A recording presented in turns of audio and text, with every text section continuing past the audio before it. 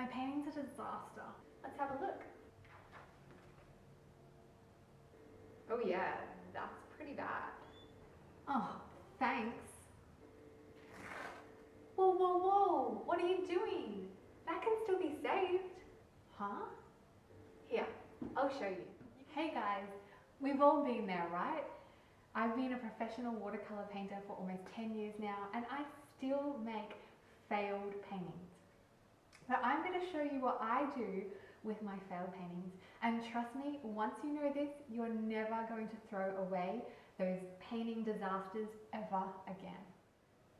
What we're going to do is turn our failed paintings into greeting cards.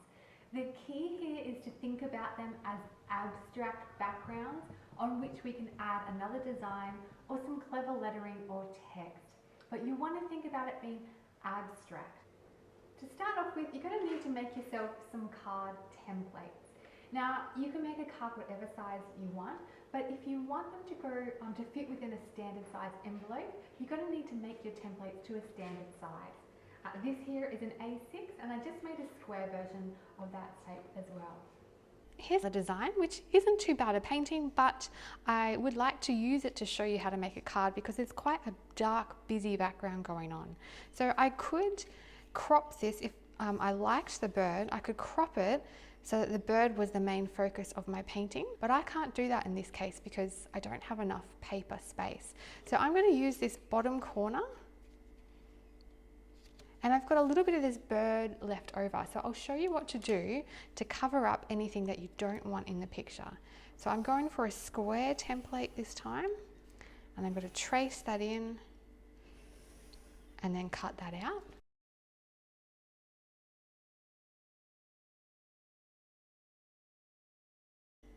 Then you're going to fold the two corners, lining them up, making sure they're nice and square.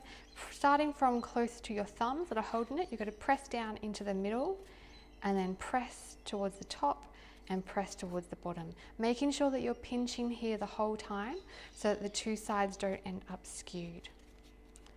So we've got quite a busy design on the back, but I kind of like this on the front, but you can always change your mind and decide which one you want to be the cover. But what we need to do is get rid of this little bit of a bird showing. So I'm just going to get a little bit of the colours that are already on the picture. So we've got some ultramarine blue, which is quite a transparent colour, but it helps us to go darker. So I'm going to cover that over, and I'm going to thicken up my paint, so mush it, so I can really start to get some darker tones. So you can always go darker over watercolour to hide anything you like, or you can use more opaque paints that are a little bit more like gouache. So they're a little bit more opaque, they'll cover things a little bit more. So we're treating this just like an abstract. I'm going to pop in some cadmium red, which is another opaque colour. So you can see it will go over that blue quite nicely with no problems, hiding what we had was there.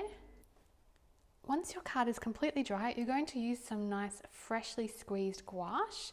So if you want to, you can put your pencil lines in first to make sure that everything is in place, which I might do. So I work out what I want to say and what letter is in the middle. So in this case, the A is in the middle. So I'm going to put my pencil line in. The good thing about pencil is that it doesn't come out really obvious, but it is metallic, so you can still see where you're writing if you tilt your head. And then just go over the top of that with your nice thick gouache.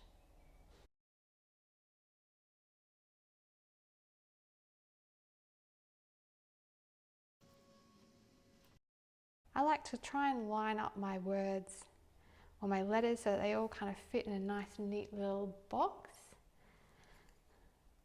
So I'm making these letters quite wide and big so that they match the width of the thank you above. Another option is to make a collage out of your failed watercolour paintings.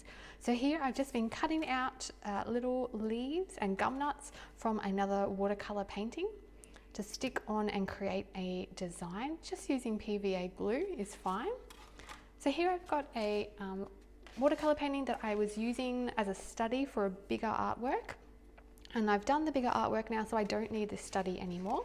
So what I'm going to do is just cut out some nice little gum nut flowers and place them on and arrange a nice design.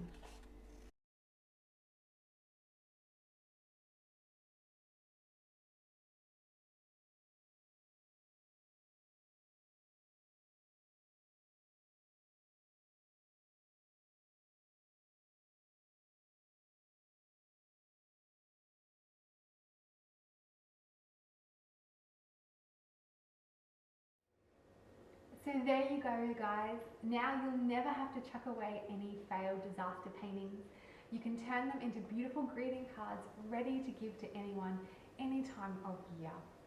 But if you want to learn how to avoid making failures in paintings, I have a free watercolour masterclass and a heap of online tutorials in watercolour and drawing ready for you. Just click the link and you'll find them.